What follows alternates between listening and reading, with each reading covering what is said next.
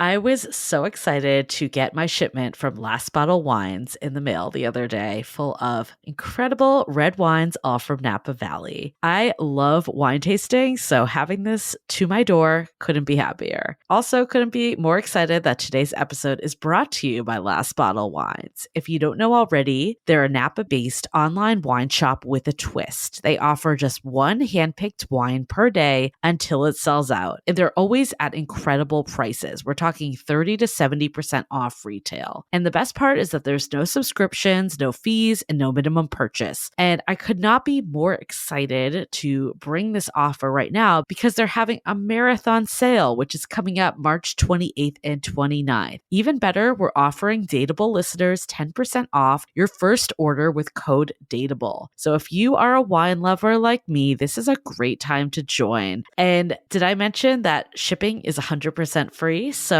what are you waiting for? Mark your calendar for March 28th and 29th, or get on it earlier if you want. You can sign up at lastbottlewines.com and use code DATEABLE and find out why Last Bottle is the most fun way to discover and buy amazing wine. We are so thrilled to be partnering with Hinge. Hinge is the dating app designed to be deleted. As you all know, I'm a huge Hinge advocate as I met my partner of almost 3 years on the app. Even before meeting him, Hinge was always my go-to app because I met more relationship-minded people here and had some great dates. Clearly, I haven't been on the app for a little while, but I re-downloaded it to check out some of the new features. One that stood out to me was the voice prompt, my best friend's take on why you should date me, where your friend can hype you up. Not only does this make the profile creation less daunting, but it's not always easy to see your own green flags. So to test it out, I asked Yue some fun prompts to get her take on what I could put if I was dating again. So the first one, how long have we known each other? What was your first impression of me and how has that changed? Julie and I have known each other for almost 10 years. My first impression of Julie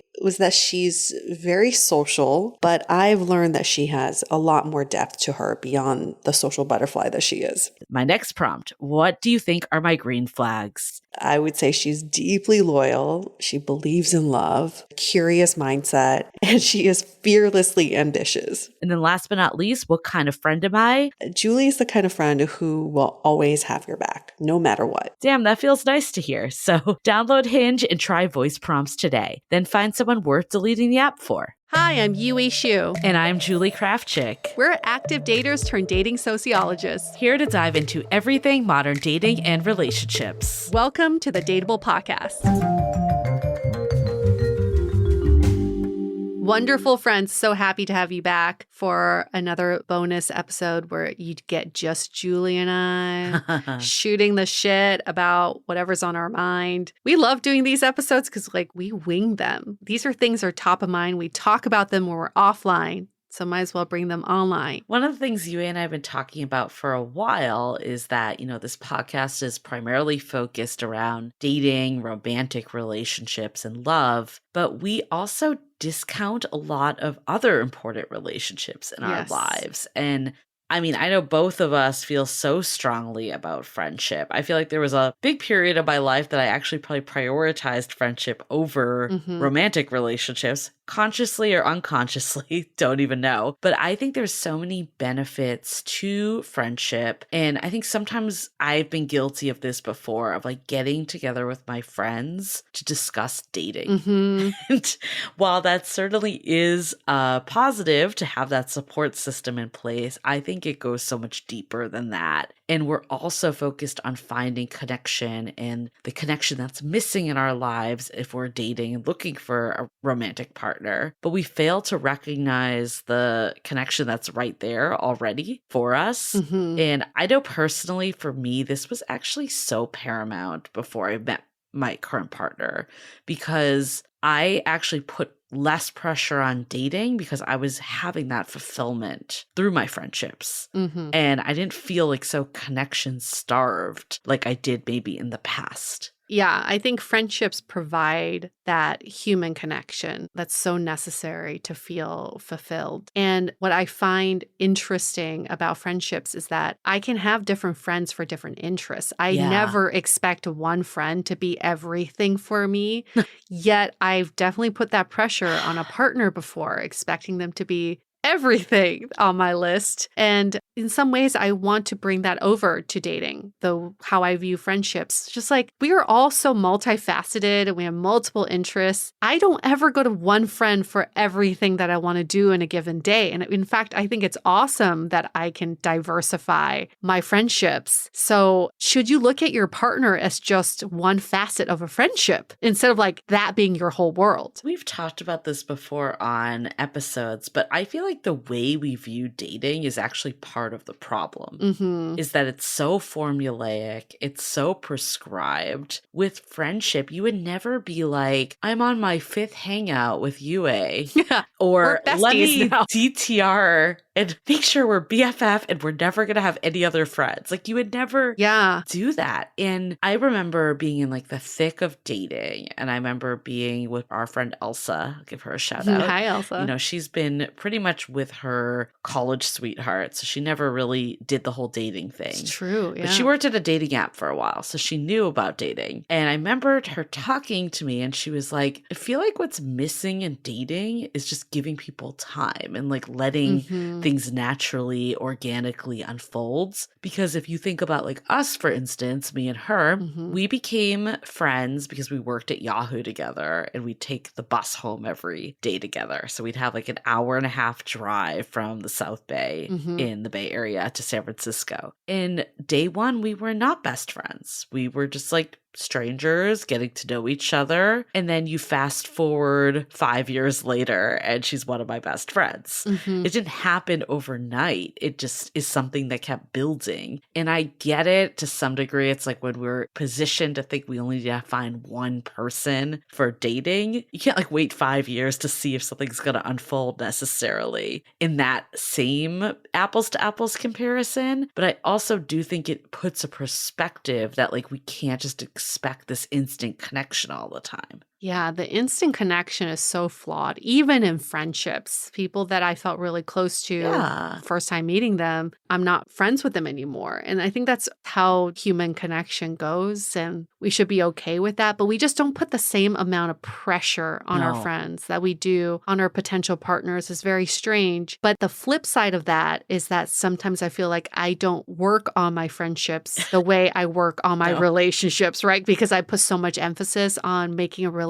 work. And give you all just a little behind the scenes look at Julie and I, our friendship. There were definitely times where we put the podcast before our friendship. And it took someone coming in, will not give him credit, but this, I still swear this is kind of a relationship changing moment for us. And he said, you two need to establish your friendship first when you get on a call or you get in a meeting with each other before you get to business. So like, can you check in and say, how are you doing? How's your day? How are you, my friend? Before you go into all the business tasks. And I think that really changed the dynamic of our friendship is that we know we prioritize our friendship before this podcast. Yeah. And we actually ended up going on a friend date, remember? Yes. We went to a sushi restaurant because you're right. And I think this is actually like for us, it's like a whole other layer with like a business partner too. Yeah. But you never go to therapy with a friend, right? No. In the past, if I just drifted away from someone, that's what would happen.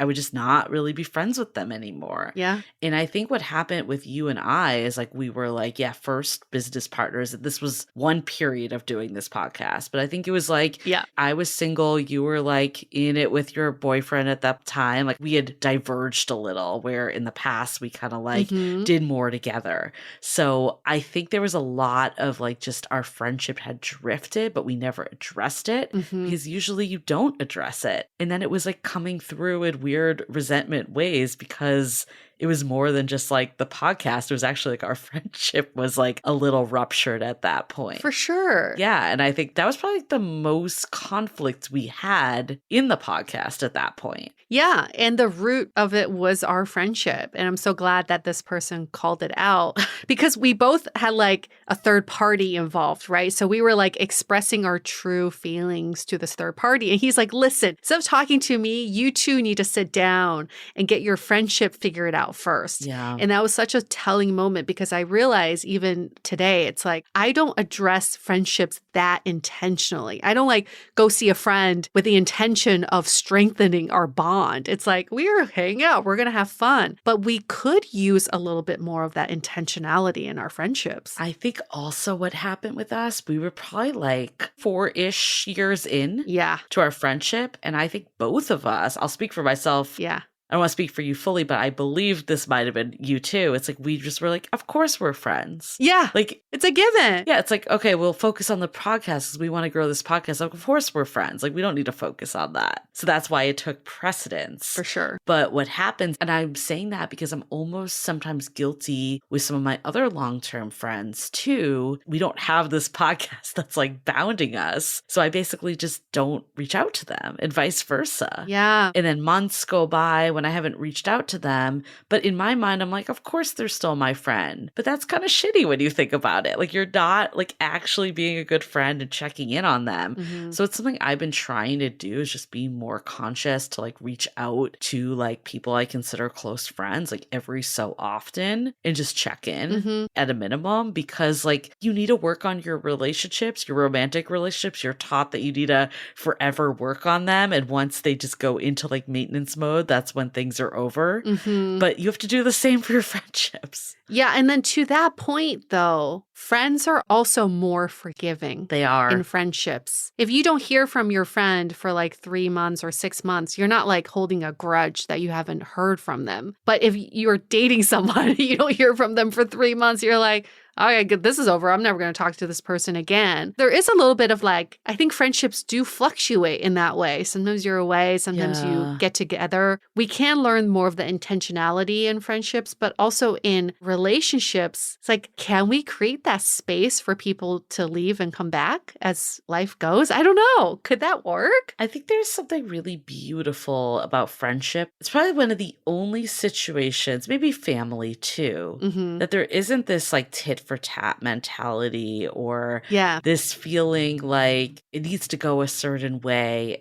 It's very much a detached love when you think about it. Yeah. But the downside of it is we take it for granted. And like, yeah, of course, like if I haven't heard from a friend for 3 months, I'm not going to be like, fuck you. But like, it does wear on your friendship, like subconsciously, because now they're not your go-to person anymore. And it's weakened the bond. I think it's different too, personally, when like someone lives around the corner versus they live far away. It's hard to maintain when you're not like living the same lives. But that being said, like maybe friendships do deserve like that extra emphasis. Like, I've never thought to just be like, I'm gonna go fly to New York to visit our friend Kiana, even though she's one of the people I considered one of my closest friends. I usually go visit her when I'm in New York visiting my family. And that's kind of shitty when you think about it. But like, I think maybe it's like taking that extra step a little more, or showing these people that you appreciate them, because I do. Like, deep down, I definitely do. Yeah.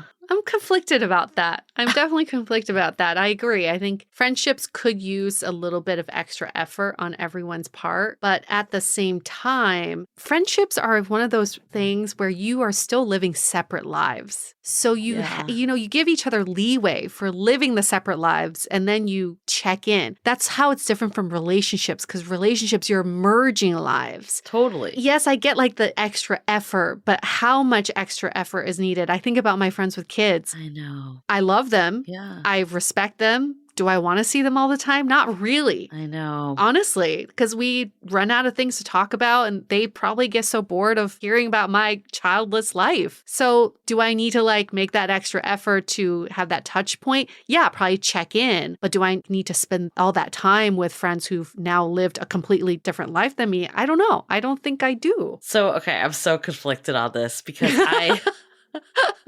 I actually remember feeling this way, like, well, now I just have like a difference in lifestyle. We're not on the same page. But I actually realized that like my friends that are married with children crave the same connection that I do. And I feel like I maybe even like pulled back a little because I just assumed they were too busy or they wanted to talk to other people that had children. I think I actually made some false assumptions about that. And I do like a monthly girls' dinner with 2 of my friends have kids. kids. It's me and one other that does not. And honestly, we're still really close despite us all being in different life stages. Mm-hmm. And I've actually like learned that I need to like maybe not give that as much weight as I maybe thought. But then on the other side, it's like, it's hard because it's like, I want to also be with their children and see them. Do I want to spend every weekend in that lifestyle when I'm not in that life stage? I'll be honest, no. Like, I think like once in a while, of course, but like not every single weekend. So the reality is our friendship is probably never going to be the exact same as it once was when we were in the same life stage. But you could be eventually later in life. This is not a permanent thing. It's just a phase that friendships go through. And I think about what is the balance of keeping my mental health and nourishing a friendship. And it's like the same thing as it's my friends with kids. It's my friends who are workaholics. I need to create my own rules of engagement so that when I'm around them, I know that like after 3 hours, I'm done. I got to peace out, right? I really got to look out for myself too. I cannot go down the rabbit hole of listening to their kid things for more than 3 hours. And that actually benefits everyone. I won't look bored. And then they can keep talking to the other parents or to the other workaholics about whatever they're going through. I just don't find it as relatable, but I can at least like give them 3 hours and then peace out. I mean, I think it really comes back to like, are you getting energy from this person anymore? Yeah. And maybe it's not a life stage thing. Because I have some friends, like you were just saying, that will just talk nonstop about their kids. And then others that are not like that. So maybe it really just comes down to like, do you still feel energized around this person? Do you still feel seen and heard? Like you can hear their life stage, even if it's not the exact same as yours and vice versa. But do you just feel depleted after? Like that's the other side is when you think about it, this is a weird difference between friendship and relationships too, is when that happens in a relationship, you'd break up if you were not feeling energized around them. Exactly. But in a friendship, you never break up. You don't break You'll up. maybe fade out. Like you said, the people that you're not energized by, maybe you'll give them a couple hours a month or whatever that time frame every couple months. But is that actually like serving you in any way or serving them? I think sometimes we actually feel like we need to hold on to friendships forever and make them work when they're not working anymore. But then that being said, like I've also ebbed and flowed with friends. There's some people that I feel like I'm very much on the same page with that I wasn't, and now I feel like I am again. Have you ever had a friend breakup? Yes. It was like a lot of little things that happened. I was in her wedding too. Okay. And she ended up moving away and she didn't even tell me. It was like multiple things that happened. It wasn't like one big blowout and like one ending. But we were like very close friends, like one of my best friends. And then multiple things happened. I think part of it was, to be honest, she wasn't there for me when I was going through a really bad breakup.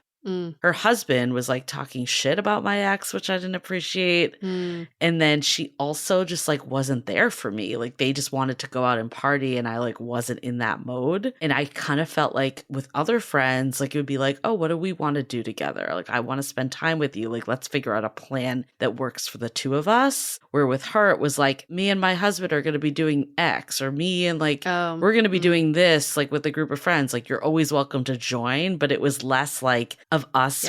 Like it felt really not intentional. Exactly. It felt like I was kind of like along for the ride opposed to like a priority. But she was like, oh, you're my best friend, but like wasn't showing that. So there was a lot. And I think honestly, I was in a growth stage at that point from the experiences I was going through. And like we just were not on the same page anymore. But nothing like big happened. We just stopped hanging out as often. But you didn't have a conversation, like a breakup conversation. It wasn't a breakup conversation. It wasn't like an official thing, but I did voice once, like basically my feeling of this, of like, it feels like I'm never the priority in that sense. Like you don't carve out time. And it wasn't like met very well. It was kind of like, well, I need to prioritize being a wife. And it was just kind of like, well, I have a lot of other friends that are married and I don't experience this with any of them. So I mean, for me, it just got to a point like I didn't feel like it was adding anything to my life. So all friendships, just like relationships, should feel additive. Yeah. Right? We still should have standards for friendships. The only friend breakup I've had, we didn't have a conversation or anything like that, but the writing was on the wall. A friend that I haven't heard from in a long time because she had 2 kids, all of a sudden called me, asked me to go help her with childcare, to fly myself to Oh my her God, I know who you're talking about.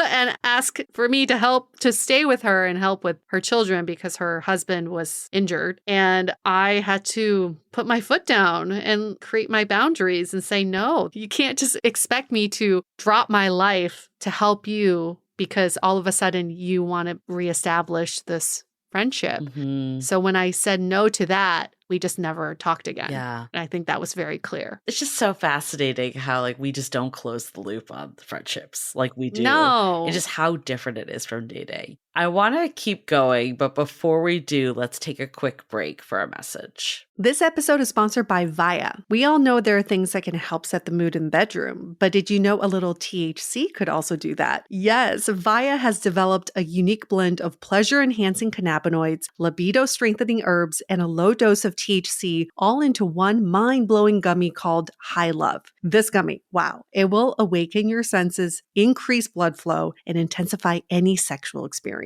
I've been pleasantly surprised by the High Love gummies because it is just the right amount of THC for me to have a good time without feeling sleepy. And hey, if THC is not your thing, Via also offers a wide array of other gummies without it. And everything legally ships in 50 states with discreet packaging directly to your door. So if you're over 21, you can get 15% off and a free pack of award-winning Dreams THC plus CBN sleep gummies with our exclusive code DATEABLE at viahemp.com. That's VIIAHEMP.com. Let the gummies work their magic. Head to viahemp.com and use the code DATEABLE to receive 15% off and one free sample of their Sleepy Dream gummies. That's viahemp.com and use the code DATEABLE at checkout. Take your passion and pleasure to a whole new level with High Love from Via Hemp. This episode is made possible by Armoire. Armoire makes getting dressed easy. With a clothing rental membership from Armoire, build the perfect wardrobe with brands that are high quality, unique, and recommended just for you. All you have to do is take a 5-minute style quiz and select items from your dynamic, personalized closet. The styles show up at your door in as little as 2 days. Then when you're ready for new clothes, just swap them out. Listen, I live in Southern California. There is absolutely no need for puffer coats or any sort of those winter jackets. But when I travel anywhere else in the world in these cold months, I'm often burdened with the task of getting winter clothes. And now with Armoire, I can just rent my winter wardrobe. It's brilliant. Right now, our listeners can give Armoire a try and get up to 50% off their first month. That's up to $125 off. Just visit armoire.style/dateable. That is armoire.style, spelled ARMOIRE.style/DATEABLE to get up to 50% off your first month and never worry about what to wear again. Try Armoire today. This episode is made possible by Badlands Pets. As you all know, Mojo, my precious baby, is the reason why I found love in the first place. He made me feel love again. So I would do anything to ensure his health and longevity. And actress Katherine Heigl and I have that in common. She's helped save over 16,000 dogs through her foundation. And after doing a ton of research, she feels there's one place we can look to improve any dog's health, and that's their food. So fortunately, she found that just by adding a few special superfoods to her dog's food, she saw huge transformations in their health. So she's made a 20-minute video explaining step by step how anyone can do the same thing to see incredible changes in their dog's health. I've definitely re-looked at what I'm feeding Mojo and making sure that, hey, he only has one life to live, and I want to make sure it's the best damn life. So if you want to keep your dog healthy and happy, go to badlandsfood.com/dateable and watch Catherine's video right now. Again, that's badlandsfood.com/dateable. So we've definitely talked about how romantic relationships and friendships are different. I feel like there's this core of like we're together until we find someone else. And I think that's perpetuated by society a lot, is that friendships are more transient, that it's kind of like a lot of times it's until you meet that person that you're going to spend the life with. Like when you're both single, it's like you're building a life together, but eventually you're going to diverge and like have your own lives. And while I think some of that's natural, I also think it's kind of unfortunate that that's how we think about things. Like I think in an ideal world, like we could build a life with friends, like whether we have a partner or not. Like if you don't have a partner, like I think you could very well decide like your friends are going to be your life partners and build a life together, even adopt children or whatever you wanted to do. Like it's kind of unfortunate that that's not more normalized in our society, or even like having this dynamic where everyone kind of grows up together, but that's just not a norm in our world. You also have to find those friends who want the same things, which is very tough to do because people will change their minds. And I get it, Julie. I think in my ideal world, I share a house with my friends and then I just like have sex with randos, like just, have sex for pleasure. And then maybe some romantic relationships along the way. But then my core relationships are with my friends who I live with. I can see that happening. But again, it's just like dating. You got to find someone who wants the same things as you. And that's very tough to do. I know. And it's just the way we've been conditioned that that's not how you do it. So it's really like multiple people really going against the grain on that. Yeah. I mean, I will say though, like friendship has always been a huge priority to me because, I think for me, I will call myself like a later bloomer. I don't want to say I'm like a late bloomer, but I definitely didn't prioritize dating and relationships as much like in high school or college, and maybe not even till like my mid to late 20s. And I always like really focused on friendship. And like I went to summer camp growing up, like an all girls summer camp. And I think I felt like I can express myself and be myself. And it felt really supported. I think there's a beauty, especially in female friendship. I don't want to say in non-female friendship because there's other beauties. I've definitely seen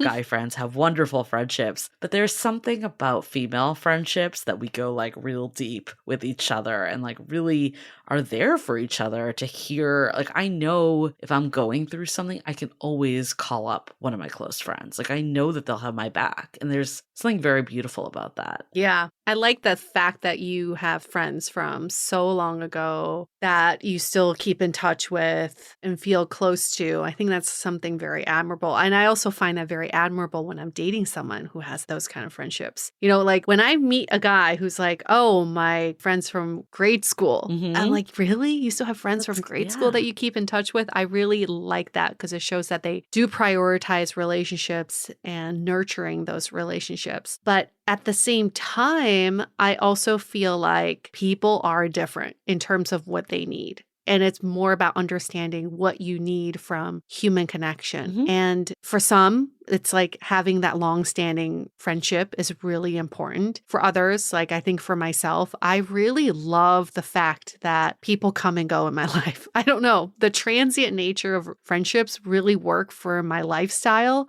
for some reason. I love the fact that, I'll give an example, my friend Sonika, we hung out all the time in New York and then we parted ways after I left New York. And now we both live in LA together and now we're like hanging out again. I love rediscovering these friendships because it kind of keeps it fresh and then you're like getting to know these people again too. There's something really nice about that. But end of the day, what we're saying is all relationships, whether it's platonic or not, still require some sort of effort. We can't just expect people to be default friends for life. Yeah, and I think like obviously things are going to change at different life stages. That's a given. Yeah. But I also feel like making time for your friends. I mean, clearly if you're not getting a value out of it, then do what you want with this information. Don't do it. Yeah. Most people that are probably tuned in still see the value of friendship. And like, I think for me, it was something I always said, like when I'm in a serious relationship, I do not want to be that person that like ditches my friends because I've had that happen to me and it's really shitty. And you don't want to be that person. Plus I built up these friendships. They weren't like a thing that I just had until I didn't need them anymore. Like they're important for me. Yeah. And even now, like if I go out on my own and hang out with my friends without my partner, I feel so much like more rejuvenated and like this sense of energy that I can bring back to the relationship. It fulfills me in a way. And I'm happy to have a partner partner that like encourages me to do that and like sees the value of it. Right. And not to mention, I think it's really fun to do couple things with other couples. Like this weekend, I'm going kayaking with one of my friends and her partner, with my partner. We do a lot as like couple friends, and that's really nice. And it's like a different dynamic than even her and I had, you know? So I think there's a lot of growth and continuation that can happen. The learning there, though, is intentionality. And I can't say this enough because I've made this mistake before and I've had friends who've done this to me too, where you try to like combine different relationships in one outing or one event. So it's like, oh, my partner and I are doing this, tag along, or my friends are doing this, have the partner tag along. It never works out well because it's not intentional. So I think it's so important to have intentional couple time, intentional just time with your friends, and intentional time combined people, intentional double date time. Like just make it intentional. Don't try to bring people along because that's the energy that you're going to be putting out to them. It never feels good to be that person. Well, that was like what made me break up with my friend that time. I mean, I think like I am very conscious of that because I've been there myself. Like I think with anyone that's like a coupled up friend, like I like to have time where it's either me one-on-one with them or like in a small group of just girls. Yeah. And then we also maybe do things with our partners and children or whoever else is in the mix. But I think having the time when it's just us girls, it really changes things. And I know like all my friends like that are also in relationships and have families really value that too. So that's one piece. But then with any single friend, like I'll definitely make sure to balance like times when it's just me and them. And then if I want to bring my partner, like I'll always be like, is it cool if they come or not? And if not, like totally tell me and I won't have them come. Yeah. And they will not be offended. Yeah. Because I don't want to like ever make someone feel like they're like along for the ride, tagging along. You know, the worst is being the third wheel with a couple who really just want to spend time with each other. But they invited you, I don't know, just to be nice, which I hate. It's the worst. And then you feel like the third wheel. It's, I hate that feeling so much. Still the best compliment I've ever gotten was from Louise, our friend. And she said that me and my partner were like her favorite couple to hang out with because it just felt like she was like with friends. Yeah. And I'm like, that's how I want it to feel. Like I never want you intentional. Like I want you to just feel like it's just the three of us hanging out. It's not like me and him and you. Like that's terrible. No. And if you ever needed that time with your partner, you would say that. You just be like, I really want to spend some alone time with my partner. Great. Yeah. A friend would understand that. Exactly. And I'm like, we spend enough time together. Like we can do this, you know? Like, I think that's the other side. But yeah, I know friendship, it's really important. I really still believe it isn't undervalued. I think it was interesting to kind of dissect it a little in here because like, I think sometimes in the past I've thought like, oh, the things that, you know, are more black and white thinking maybe is the way to put it. Like some of the reasons why relationships don't progress is because we don't treat them like friendships, or why friendships aren't strong enough is because we don't treat them like relationships. But I like how these relationships can be different and we can see benefits of both in having just a lot of different additives in our lives. It's nice to have like that one go-to person that will be your partner, but also having the multiple different go-to peoples at the same time. Yeah, remember at the baseline of a romantic relationship is a friendship. You're just building on that friendship. So the friendship part is the through line in all of this, right? I mean, that I think is so, so key because at the end of the day, like that's what's going to get you through the years is when you view your partner as a friend, not as just a romantic interest. You know what? I mean, how many people have you met or relationships you've had where you go, we wouldn't be friends otherwise? Right? Like there are definitely people I've dated that I'm like, wow, we don't even have a baseline friendship. I wouldn't be friends with this person. So why am I dating this person? Yeah. We can apply the same thinking now to dating. It's like, at the end of the day, could I just be friends with this person? Oh, I think that's a huge question to ask yourself. Yeah. Cool. Well, I'm glad we got to dive into it. You know, this is a fun topic. Yeah. I'm sure we could do another episode in a different dynamic. So if people think that we missed something about friendship or you have a different take, let us know because we can always do a follow-up on another off season. Yes. Cool. Okay. Well, you can tell us some topics that you want to hear about when it's just Julie and I winging it winging it on a topic. What do you want us to discuss? We love discussing all the topics you've brought up. So you can email us, hello@dateablepodcast.com, or you can DM us on Instagram @dateablepodcast, or better yet, put it in the body of your rating and review. Give us 5 stars on Apple Podcasts. And in the body of that review, tell us a dream wish list of topics you want to see discussed on Dateable. And we'll go through your list. Yeah, we have a new season that's going to be coming in a few weeks. Oh shit, we got to fill that season. We definitely will take into account some of these ideas. So make sure to put them in ASAP. It'll help us out and it'll help you out because you'll get either us or guests or whoever to speak on these topics. Okie dokes. We're going to say goodbye for now. We'll see you next week. Stay Dateable. The Dateable podcast is part of the Frolic Media Network. Find more podcasts you'll love at frolic.media/podcasts. You can follow us on Instagram @dateablepodcast and visit dateablepodcast.com for access to all the episodes and our premium programs. Also, make sure to subscribe today if you haven't already on Apple Podcasts, Spotify, or your favorite podcast platform so you are the first to get all the latest episodes. And most importantly, stay dateable.